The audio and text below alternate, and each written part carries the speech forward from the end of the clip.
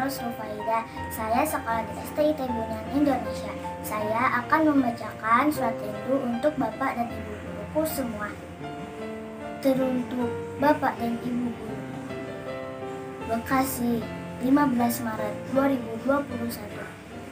Assalamualaikum Bapak dan Ibu guru. Semoga Bapak dan Ibu guru semua sehat selalu dan dalam lindungan Allah Subhanahu wa Ta'ala. Tak terasa sudah setahun tak bertemu sejak pandemi ini hingga saat ini. Aku rindu nasihatmu dan bimbinganmu. Aku rindu teman-teman.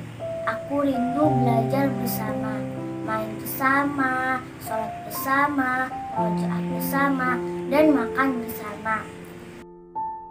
Semoga pandemi ini bisa cepat berlalu, agar kami semua bisa sekolah seperti dulu lagi.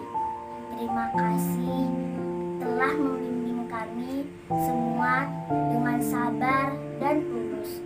Semoga Allah Subhanahu wa Ta'ala membalas semua kebaikan Bapak dan Ibu guru semua. Dan terima kasih juga atas ilmu yang kau berikan kepada kami semua. Salam rindu, Faros Rufaidah. Wassalamualaikum warahmatullahi wabarakatuh.